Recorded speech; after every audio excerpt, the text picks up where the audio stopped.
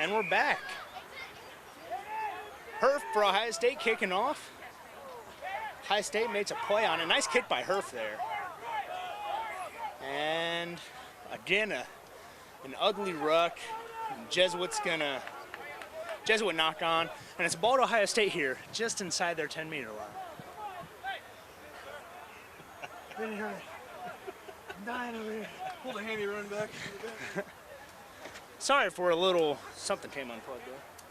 Myself and Vinny both just ran back to the booth here. So it's an Ohio State scrum just inside their own 10-meter line. For clarification, in rugby there's a 10-meter line, which is 10 meters outside of the 50-meter line, so the half-field line. And then there's a 22-meter line, which is 22 meters away from the goal. To clarify. So, yeah, to clarify. It's not consistent. If it was consistent, it'd be a 22 and a 40-meter line. But it's not. It's a 10-meter line from half point and a 22-meter line from goal. Right, so the middle of the field, there's a big line. That's your halfway point. 10 meters to each side of that line is what's called the 10-meter line, and that's the distance that a kickoff has to travel before it can be considered playable. It's just like in football. Every kick in rugby is essentially an onside kick here. They're not kicking deep to somebody to return it. We're a little smarter than they are in football. We're kicking that ball as far as we need to go to win it back. So you'll see at times they'll kick it deep. Again, they'll play the field game, try and put that team back on, the receiving team back on their heels. But for the most part, you're going to see short to mid-range kicks that they put up in the air. And they want their forwards, their big fast guys, to go down there and make a play on that ball. So Ohio State, they're going to bring it to the blind side here. Not a real clean ball they won there. You saw the scrum half step back, join the wing on the weak side there, try to make the most of that numbers advantage to the weak side. They had a play there, and it really should have been checked off once that scrum started moving as much as it did. Maybe Santino Kua just takes that up himself, and they recycle and win a clean ball back to go to the Mark Man backs. blows it up, brings it back. It's a penalty here, and he's calling not through the mark, I believe, which... Referees tend to be fairly specific when they want to well, get you back to a certain point. I'll tell you what, that call right there is... I would just disagree with it 100% because Luke Hickey took that ball, he made a clean tap on it, and if he was off that mark that the referee set, then he wasn't off by more than a couple feet. So again, that's totally subjective. The referee. It is subjective. The referee. And he's got the whistle, not me. He'll make sure that the ball plays through where he wants it to, and again, he could have a variety of reasons for safety's sake or. To try and control the tempo a little bit if he wants to. Spite, perhaps. And Nevin Hurd here makes a nice break on an inside dish, a scissor pass, if you will, from Taylor Herf. And that's a real nice possession. It may not look like much to the naked eye there, that possession that Nevin Hurd just took. But what that did was that put that defense just enough on their heels to give Ohio State a step to work with. And that's really, a lot of times, that's all you're looking for in this sport. You're watching Ohio State play those edges, the fringes of the scrum, to try and work the pack players to keep that defense, like Connor was saying, moving back on their heels. The more you can have them on their heels, the more opportunities you have to make them make a mistake. It has to be a knock-on. And I'll say the one thing that I think Ohio State has done a little better job of than perhaps Jesuit. Jesuit has, when they start moving that ball wide, it really hasn't produced a whole lot for them. It ends up being 2, maybe 3 passes. Everyone's kind of running sideline to sideline, and they don't get a whole lot of yardage out of it. I think Ohio State's done a better job of when that's not working, they're not afraid to just give it to a guy to crash that ball. And there's a lot to be said for that. It's not always pretty, and it's not always gonna break for a long try, but to just have that crash ball there can be very effective. Let's be honest, you're kind of biased on that, but very biased because I don't like to. As a forward, you don't want to run all the way outside to the wing. Exactly, which is why they're giving it to the flankers, who are going to run more than the props will. But I think Jesuit's moving the ball well. I think you're seeing them be a little bit flat. And again, support's kind of an issue. They need to be there for their players. Ball pops out there. That Jesuit ball came out sideways, and Ohio State, the flanker there, I believe that was Nolan, took great advantage of it. Took it inside, just inside 10 meters there. Can't tell who's got the ball, but Ohio State makes another nice break. They're inside 5 meters. Emenecker, perhaps? And Ohio State's got it inside 5 meters. The defense is set. This is just turning down to a test of wills. It's Noland, back to Noland again. Decent run. There we go. So, and a penalty for holding it in. Not the Wheeling really. Jesuit player was there to take advantage of the Ohio State player who didn't have anybody there to ruck for him, but he held on to the ball. Sometimes you get dinged for that. A coach typically won't get too mad if you're by yourself, isolated, and hang on to the ball a little bit to try and keep a pure turnover from happening with open field in front of them. Jesuit kicking for touch here, and looks like he's going to find it. They're going to get a nice ball. Yeah, real nice punt there. They're going to be just outside of 50 meters here, just outside the halfway point. Now, Vinny, on that possession there, Ohio State essentially had 3, maybe 4 forward phases in a row. Right. Do you have an opinion on that at all? I think Ohio State's doing a good job holding onto the ball. I think that's where you have an experienced fly half and an experienced scrum half. That pair is going to be able to keep the ball controlled, pick the places where they think the defenses are weak, but stay to the pattern. I mean, the pattern is to work the middle of the field, get the defense back on their heels, and then look for that opportunity outside. Yeah. Barlow with a pressure relieving kick there. Yes, I seen in Linton for Jesuit, the 9 and the 10 have just had they've had some issues hooking up here. I don't know if it's the distance, maybe they need to tighten that down, but it seems like one guy's always ahead of the other, and they're not getting clean passes, which when that first pass isn't clean, that just puts the offense in a bad situation from the start. It really stifles the offense. You don't get your backs moving forward if you have to stop going back for the penalty.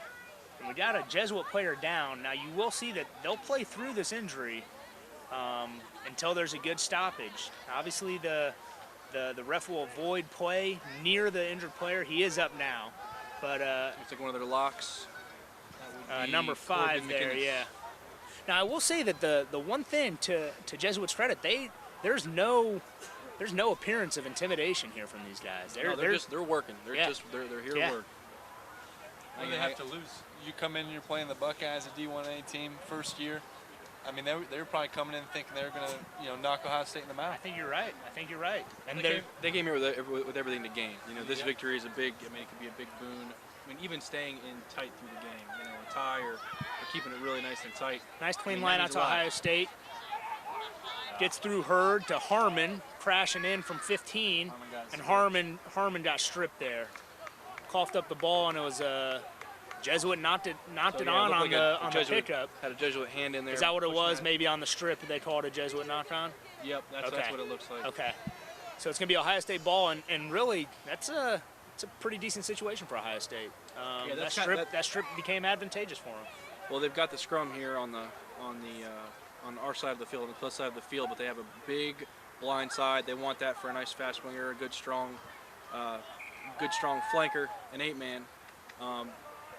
But even with Jesuit looking to protect that weak side, that gives the Ohio State, who has a strong backfield, the opportunity to find holes out on the open side of the field. Yeah, so this is good for them in a lot of ways. And Kua, I think, is clearly one of their better players, one of Ohio State's more dynamic players. So to have him on that blind side like that, they could do a lot with that. And they tried it on their last time down here. We'll see if they try it again. And that scrum's Jesuit poach. Yeah, that scrum's moving way too much for Ohio State. On offense, they're going to want that to be stable and not move at all.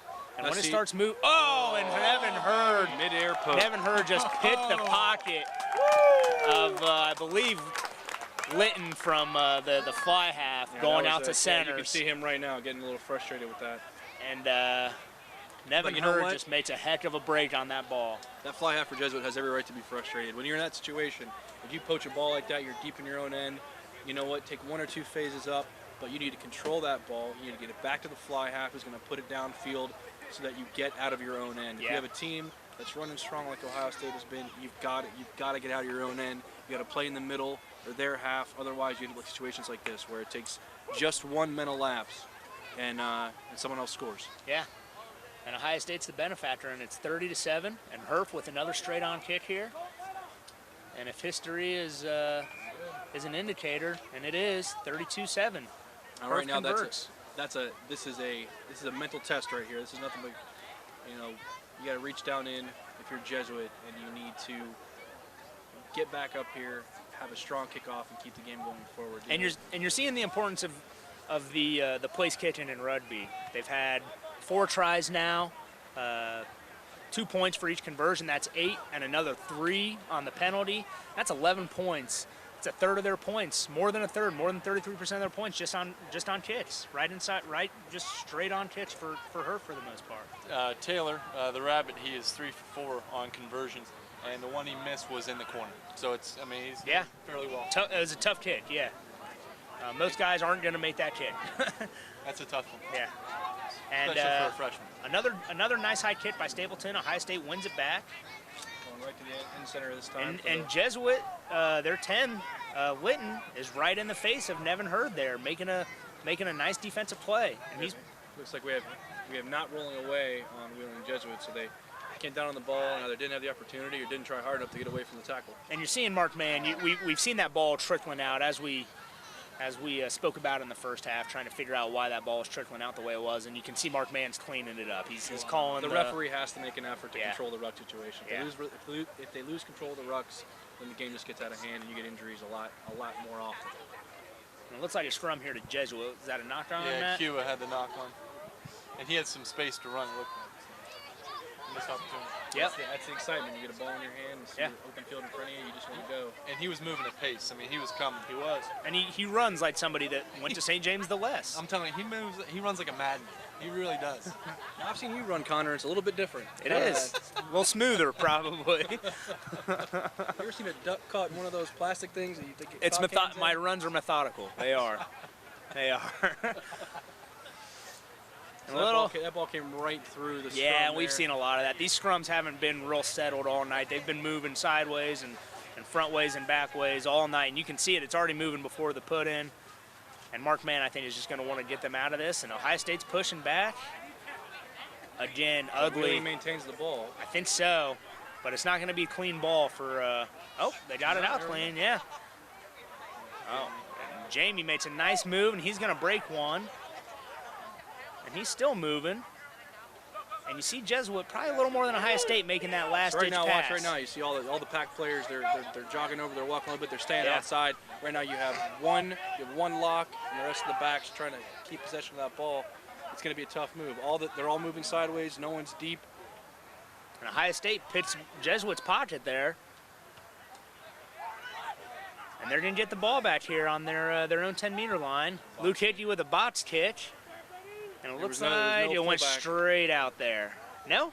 Bounced out. Oh, wait, no, Mark Mann's calling it. Yeah, straight out. Yeah, Mark Mann's calling it back. So what's the point of that box kick, Benny? You played prop?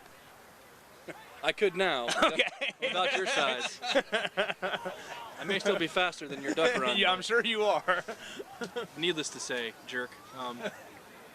The box kick is another tool that the scrum half can use to relieve that pressure. So your fly half, you want them to be able to see, since they can see more of the field, they have the better opportunity to strategically place a kick.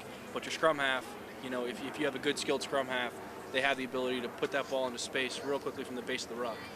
Oh, and that nice hit by Kua there, just following that ball right out of the scrum there, and that's a heck of a play for him at 8 to be that far wide, because really he's pushing that center and that fly half out to cover their own guys, and when he's making that second pass tackle, that makes it a lot easier for those backs to defend. Now you're watching here, Jesuits, they're not getting back into space. I heard there. They're not getting back and getting prepared for the ball to come. Everyone's really flat, and it's their ball right now, but you wouldn't know it. And I'll tell you what, Ohio State has really kind of answered the call here, at least as far as the physicality goes. That last possession, there was nothing but hard hits from the Ohio State defense. And that back line, it's a different back line than with Nevin Hurd back there. He is the defensive key, or Yeah, the glue there, and really, I didn't get to see. I saw a little bit of the game from last week, about the first half, but I can tell you that just from that first half, it's significantly more dynamic with him launching. And when you have one player, whether it be your fly half, your center, or your 8-man, when you got that lead guy that's going to fly out there, and in Ohio State's case, they seem to have two of them. They have an 8 and a 12 that are both willing to fly and throw their bodies into those plays. And Ohio State's going to have a line out here just inside their half-field point. Good tip off the top there, getting out of the backs. Now they start working. And Luca's missed on a couple passes, but for the most part, good switch there. And Harmon goes back inside to Hoff. Hoff's got a good ball here. Nice play by Hoff. That's a heck of a play. and Mark Mann calls it. I believe he called that he was still in the tackle, that the tackle never ended. I don't know. It looks like he had to play. He let the ball go. The advantage. Now we get back to the subjectiveness of the coach, or I'm sorry, of the referee. Yeah. Well, Mark Mann saw that the tackle hadn't ended in his opinion, or that that's Hoff right. didn't play that ball. So that player, the Ohio State player Hoff, he did, in the referee's opinion, did not get back up and release the ball. Well, when you get tackled, you have to release the ball, get back to your feet, and then you can play it again, provided you are not in the middle of the ruck. And that is most likely what happened. Mark Mann felt that the ruck had been engaged, and the player. Oh, there we go. And there, and Ohio State gets we have player offsides here. A little bit sloppy here. Jesuit put the ball. It looked like they were going to maybe have that ball trickle out of bounds. And let's say hi to a friend in Wheeling, or excuse me, in Australia, Tony Sheridan, watching from Australia. Mr. Sheridan, thank you for watching. That's fantastic. Good to have our fans worldwide joining us today. So I'm not sure of the exact exchange there. It was off. It must have been offsides on Ohio State. So we have when it's offsides back within the 22 like that, the team not retreating. That was not retreating call. Okay, so in that situation, the pack player was too far forward. Well, when the kick is made, if the player is offsides at the time of the kick and they don't make an effort to retreat, then the referee can blow that up. In that situation, they were deeply on 22. Wheeling Jesuit had the opportunity to either play the penalty at the point where they caught the ball, or go back to the point of the kick and have a scrum. So in this situation, that's definitely the advantage, taking the ball within 5 meters for that scrum. Even though the scrum hasn't been strong. Well, we'll see, because this is a real test for both scrums here. You're going to see how good these guys really are. Collapse right down. It collapsed, but Jesuit got it out clean. I'll tell you what, that was a heck of a job by their hooker. Wait. We have not releasing by Ohio State. Not releasing by Ohio State, not rolling away by Ohio State. So Jesuit's going to get a penalty. And they're going to go to the big tight head prop, who's going to rumble just short. Ohio State defense standing tall. Something that comes into play here with your pack players. Wow, and Jesuit goes right over the top of Ohio State. And right there, that's a punch in the face from Jesuit to Ohio State. For those guys to score right there when it's just pack on pack, big guy on big guy, and you go right over the top, I mean, that's a big statement to make for those guys, in my opinion. Absolutely, and I mean, make no doubt, Jesuit worked hard for that, and they are feeling it right now. I mean, you don't go for a try like that and walk away clean typically. And we have one of the props, maybe even the one that scored, lipping away a little bit. Zachary Reichenbach for Jesuit scoring, a freshman from New Jersey. Another freshman from New Jersey making his statement. New Jersey coming out here to Ohio to make an impact. Well, that's where Taylor Hurf, freshman fly half from Ohio State, is from. I knew that guy was real good. Yeah. So again, Jesuit not intimidated by these Ohio State Buckeyes, and they went down there in a situation where you so often see the forwards slug it out and a ball get coughed up or a ball get turned over, or perhaps the attacking team finally gets it out to the bats and converts the try. In this situation, the forwards from Jesuit just manned up and went right over the top. They'd get 5 points out of it. I was going to say, right along that, when you're on a goal line stand like that, it's all about discipline. I mean, your scrum half screaming at the forwards. The forwards can smell that try. They want to get in there. They're going to try and force their way in there. But a good team, you're going to see those players go in, make those hits. But if they can't make it, they're going to turn around. They're going to give the ball their support, and they're going to keep working with the ball. And the Stapleton conversion makes it 32-14 to Ohio State's favor. Right now, these teams have traded converted tries in the second half. So for the second half, just about even. Both teams, there's been no letdown. If anything, I think both teams have stepped it up. Nice high kick by Hurf. He's going to give his guys a chance to play it. Ohio State doesn't get on it, and Jesuit bringing it to the sideline with their... Bringing the reserves in, yeah, number well, 17. It wasn't a reserve. I believe one of their props went off with an injury. It looked like he limped off the field. So Tyler Menzler, I'm sorry, bringing the reserves in, yes, for injury was the point I was making.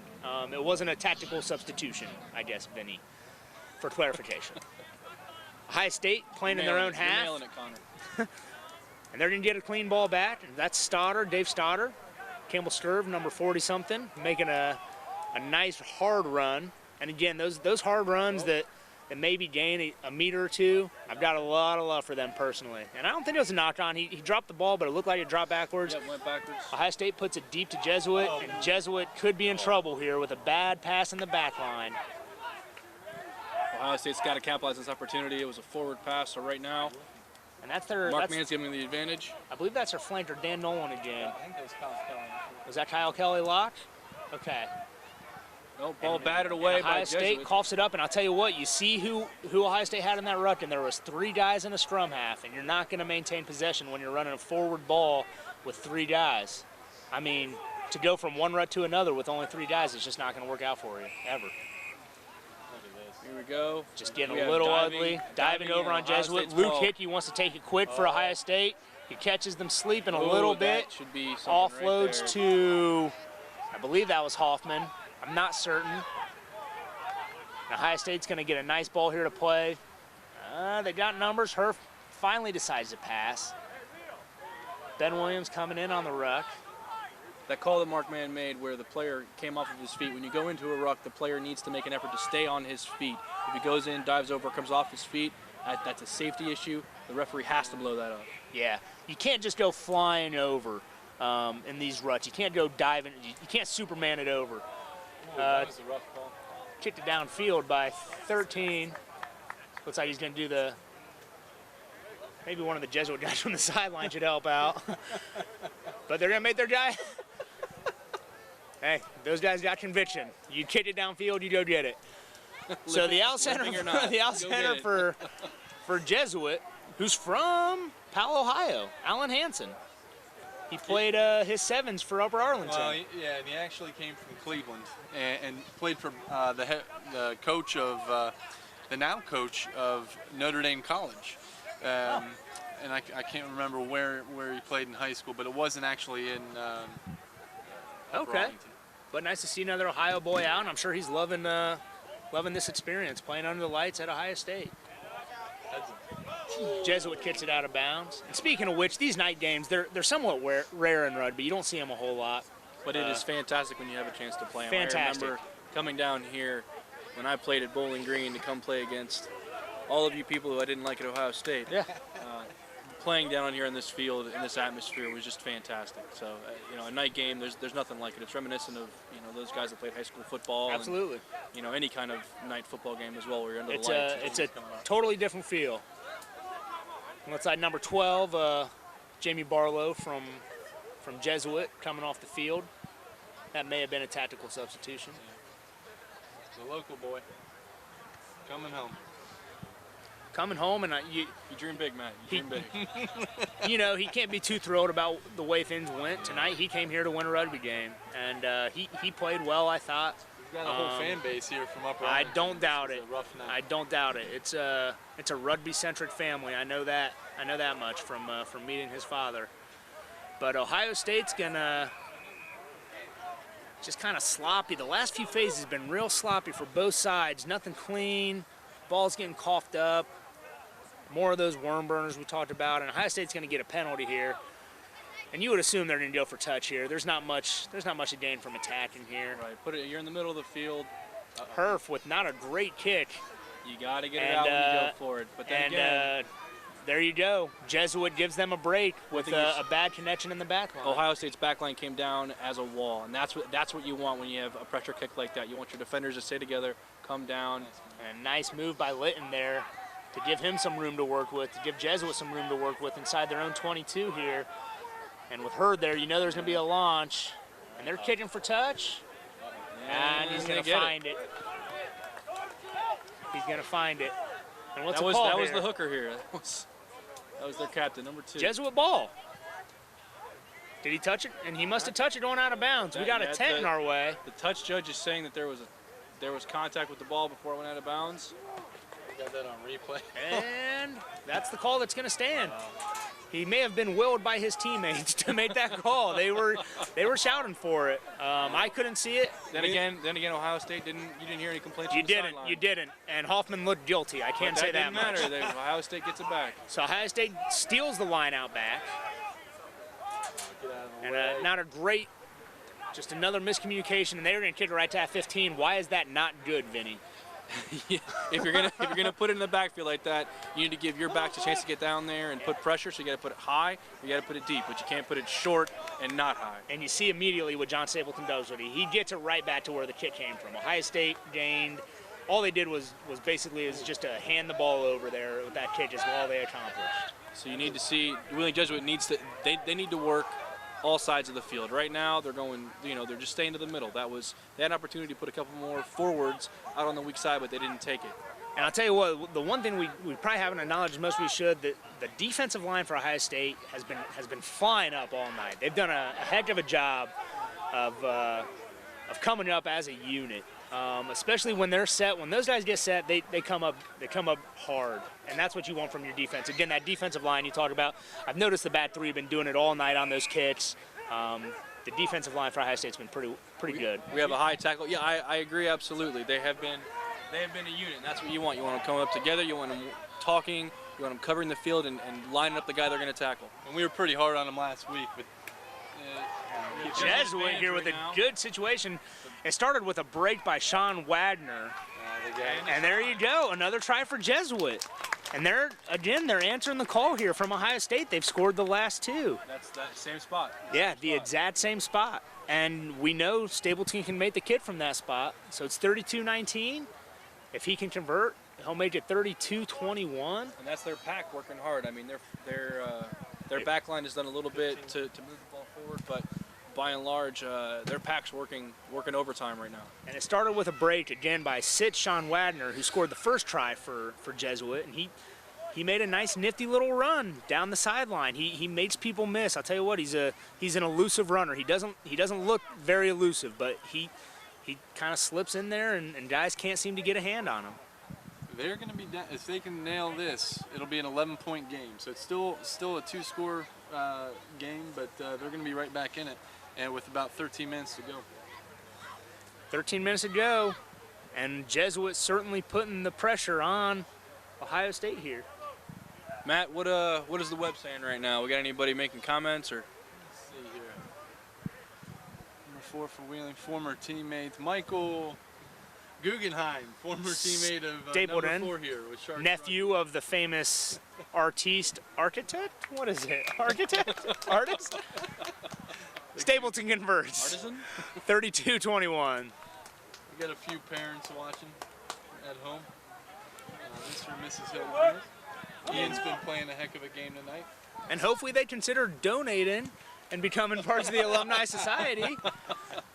PayPal payments taken through the email osurfcalumni@gmail.com.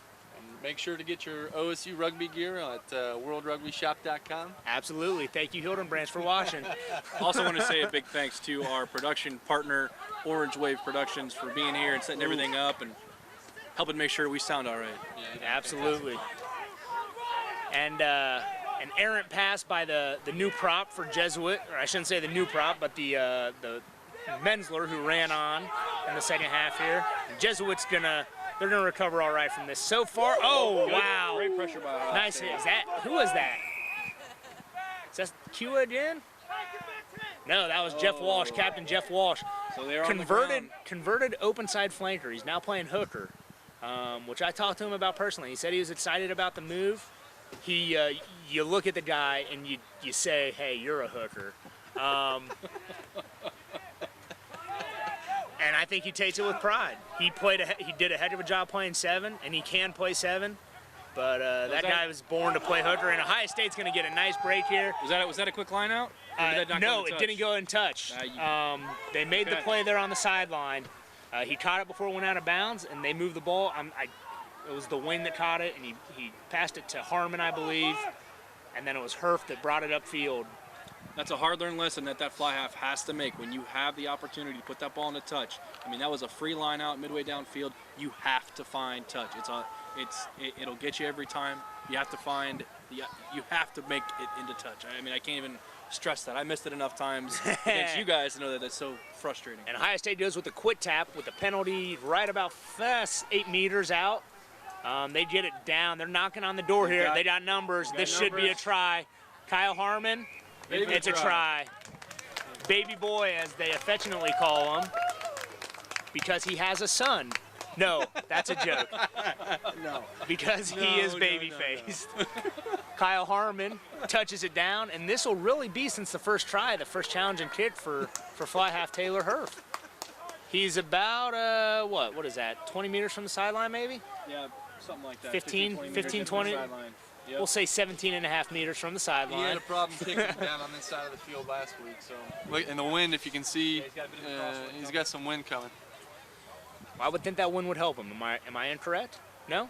No, I mean if it's coming across, if it was at his back pushing I towards, gotcha. the ball would be able to be I guess it carried. is. But Yep. So we'll see. he's got to play it. Challenge for him now. He has to play it close to the left side so that the wind can carry it right between the posts. So not an unmakeable kick. Herf here. He's going to take it just about 23 meters out. Looks good Look from at here. that. And if he got the distance, Oh, no. the wind. And it's short. That wind That was killed the him. right There you line. go. You guys were right. That He- crosswind He killed had the him. wrong club. Brought Oh, the no golf jokes? brought Okay, the that's- 9-iron when he should have I'll put brought that one the back. No, he was playing the pitching wedge when he had that wood. So the Obviously, conversion no to good. 37-21 Ohio State. 9 minutes to go. They're up 16 here, which will make it a 3-score game. It's gut check for. You got some And it Jesuit is. now. It is gut check for Wheeling Jesuit. We'll see what they're made of. And That's the kick they want. and look at their 8. He made a nice jump on that kick, man. You like to see that guy. This late in the game, 10 minutes left. These guys aren't stopping. They got the pod running Hurd's up. going to get the ball. Nice open field tackle there. Who is that, 15? Can't tell the number. 19, that's a run on. Now they're gonna Tyler make Wheeling Williams from Dallas, Texas. And that's the exciting thing to see about these guys from Jesuit. They are from all over the place. The Ohio State club is a lot of Ohio guys, understandably. Harmon made a late pass. Probably should have made that pass Load up. a second earlier. Give a shout out to some of our listeners and watchers here. Tony Sheridan, he says he's got it on order. I hope that means that he's gone to World Rugby Shop and he's bought some Buckeye gear. Absolutely. We're working on smaller logos, Tony, we promise. And Gene Butcher, looks like I butchered that name. I apologize. From South Bend is watching. You said Butcher, the Butch. name, and it's probably Gene Butcher. She's watching her nephew Sean Wagner for Wheeling. Wagner They got a having bunch of heck a people from game. Wheeling. Having Mary a heck of a game Walters. from Jesuit. And then Taylor Gian. Oh God, you're Italian. What's his name? Taylor Giangelli. Giangelli, Gianna Jelly. Gingelli, yeah. Gingelli. There's 2 N's. Well, thank you all for watching. We hope you found it enjoyable. If it seems a little toned down, it's because we were instructed to tone it down since the last game we called. How many FCC complaints did you guys get for that last A broadcast? few. Ohio State's going to get a penalty here. They're going to go for touch. And Herf finds it. And they're going to be 28 meters out, 30 meters out. Jesuit needs a disruption here. They need to win this ball if they're gonna Yeah. stay in this, and they need to move it down the field. But if Ohio State continues the dominance, then Not a great touch kick there by Turf. I mean, see you it know go a little what? further It downfield. went out of bounds. We're happy about that. I will. Herf. I said Turf. Herf. Last week they were calling him. God, what were they calling him? It's the first Herf I've ever heard of. So Nerf. They're calling him Nerf. Nerf? last week. Ohio State with a driving maul here. They're working it down to the 22. So I consider this a good possession so far. I mean, you get 8 meters on a possession. It's good. The defense has to cycle back around. Yeah. You want to try and get a guy in there. So run they that got down. they got their 8 to 10 meters. Ugly. Well, it looked Ugly like he play dropped there. The ball Yeah. And trying to cover that up by running. That very well forward. could have been Yeah. a knock on. And you know what? That's fine. He made a good play on it. That's exactly what happened. He went to play the ball, stepped back to make his pass, and it just slipped out of his hands. Ohio so he State picked it spreading up and all the burnt way it. across the field. And they got another 7 meters out of it. There's nothing wrong with. I mean, they're not pretty meters, I guess, metres, but they're working. We have a knock on. And that's not too untypical. You see, you put a couple sloppy phases like that together, and eventually that ball's going to get coughed up. Now the Ohio State backs, they were set up wide across the field. They were steep. They were ready to move that ball Yeah. forward. Jesuit, probably working from with their defense, working from the inside out. On a slide defense like that. And that'll get real frustrating for that back line real quick. not in a grand scheme thing, but, you know, standing there just screaming for that ball, and they just see it, you know, constantly getting recycled in the forwards. Doesn't make you happy at the forward. Right, right. Looks like Tony did buy some gear from World Rugby Shop. All right, Tony. Watch him from Sydney, Australia, rooting on his, I don't know if it's his friend or whatnot. John Stapleton, number 15. That's from, he's another Jesuit player having a heck of a game so far. We got a man down here for Jesuit. Is that Stapleton could right be a there? little stinger right there. That's what it looks like. Hopefully nothing more serious.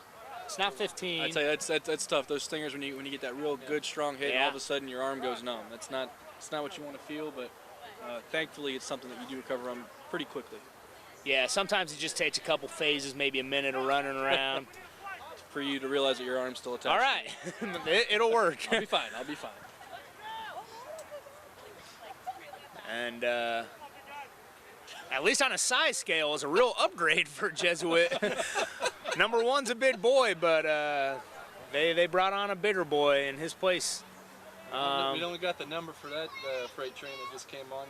Yeah, he slipped on the number 3 jersey, but it was number 1, John Everson, the starting loose head for Jesuit that went out. And I can tell you from Ohio State Mall, from speaking in the front row, it's not always a bigger the better kind of a thing.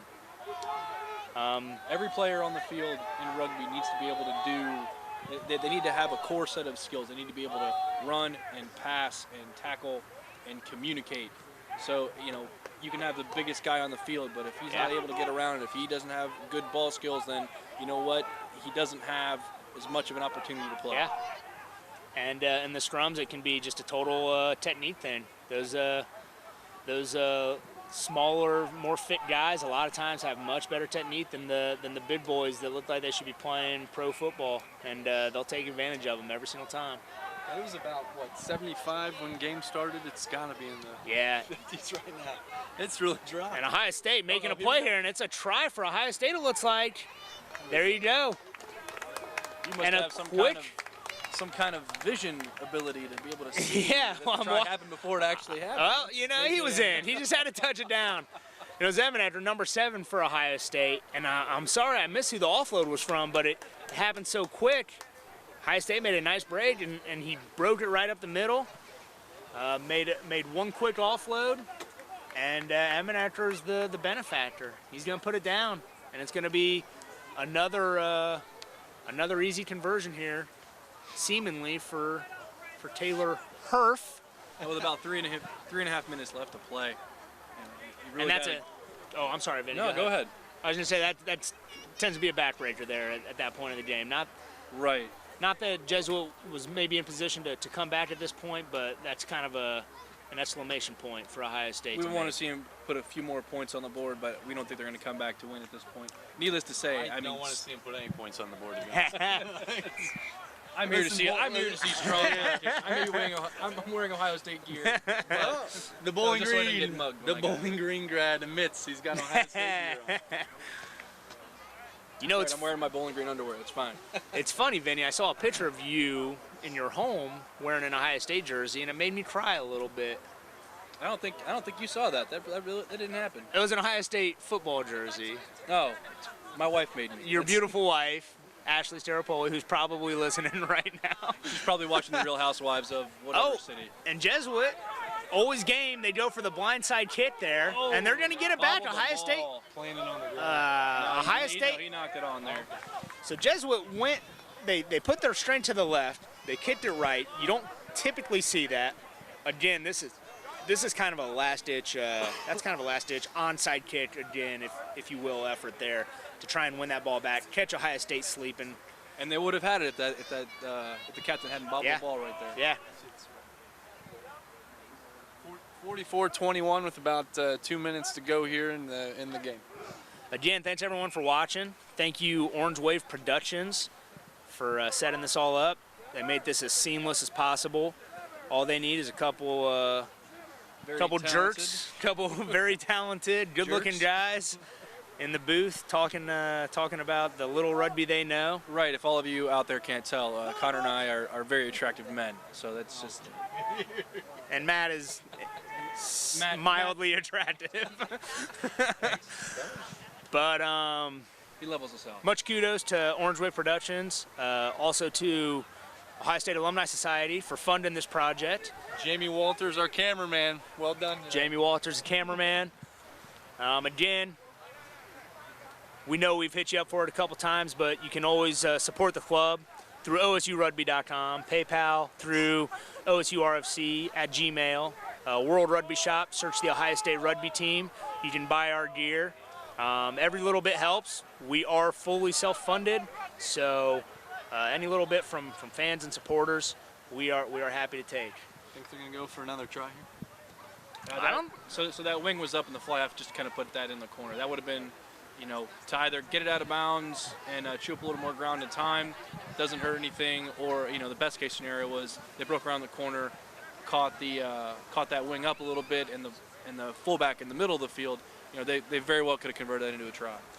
Clock says 20 seconds left.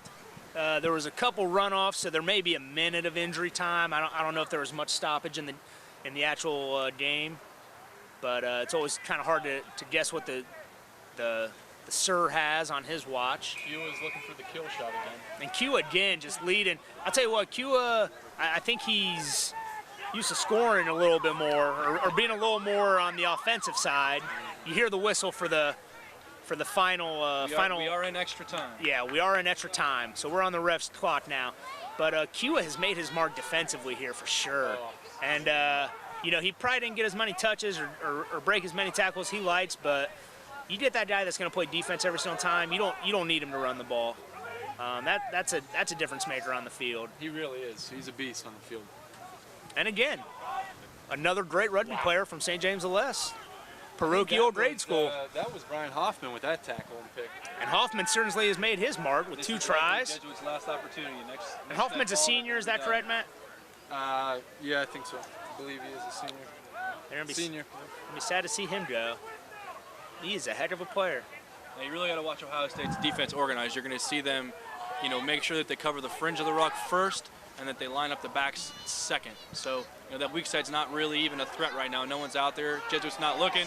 Ohio State does a good job stepping up and pulling that pass. Kyle Harmon playing from 15 snuck one in there. I think Jesuit wanted the offsides call. I couldn't tell where he was coming from, to be honest with you. Could have seen it going either way. And I'll tell you what, this is where you're gonna see here. Ohio State's heard the bell. So we'll see if they play like a team that wants to make their impression, show what they're made of, And or a team. Well, there you go. So that'll be final whistle. Final score, 44-21 to Ohio State's favor. In my opinion, you know, a victory of sorts, a moral victory for Jesuit to come here and put 21 points on Ohio State. And really, again, I've said it before, but answer the call. They didn't step down because they were playing the Ohio State Buckeyes at Columbus, Ohio. Absolutely. They came here, they played strong. I think they have lots to work on, but I think they can hold their heads up high, having played a strong game here, especially for a young team. I know, you know, you don't want to hear that when you're a young team. You don't want to hear people say, oh, you guys are just starting out. But, you know, the reality of it is they did a good job, but they have a lot more to learn about each other as players, and that's what it's going to take, learning how to play as a cohesive unit. And there's not a lot of depth on the Wheeling Jesuit team. They've got 30 guys, players total on the entire team, whereas Ohio State's got, you know, 55 to 60 players. Now, another recruiting class, more time to gel. It'll be a different team next year. They just didn't have it, in my opinion, coming in today. The Buckeyes put it to them, and they did a fantastic job. You know, and Jeff Chatfield, who spoke to the Ohio State's regular in center, who we spoke to before the game, he mentioned that Ohio State maybe had those momentary lapses, those points in the game where they maybe let up a little bit, and I think we saw a little bit of that today. I think it was probably a little more cohesive and a little more of the full 80 minutes than last week against Indiana, but they made their slip-ups, and you saw them. You saw them to 21 points for Jesuit. They got a little, I don't want to say complacent, maybe down on the goal line a couple times, thinking their forwards were gonna stop them, and Jesuit turned it into 2 tries, and they fell asleep on a penalty, and Jesuit turned that into a try. And they were up the whole time, and that's the other thing. When you're up, when you feel like you have the advantage, you tend to think that you can make a mistake and recover from it quickly. But the reality of it is, I mean, they've got to stay on it. I mean, that's something that coaches will drill into them. Again, it's hard to when they're up and they're winning and they feel like they have the upper hand, but that can change, as we saw tonight. And if Wheeling Jesuit thought they had a hard time today against the Buckeyes, it doesn't get much easier for them. They're on the road next week playing Penn State. Penn State is a they're good. Yeah, they're a great program. Ohio State, do you know who they have next week? Yeah, we'll be back in the Big Ten next week playing Michigan State. Okay. It's going to be at Michigan State next week. So unfortunately, you won't hear our mellifluous voices, but we'll be tweeting live from the game, so you'll be able to get the live scores if you follow us on Twitter at OSU Rugby. OSU Rugby Twitter, OSURugby.com. Thank you all for watching. With Ohio State Rugby, Connor Malloy, Vinny Sturpoli, and Matt DeBar. Thanks again. We'll see you.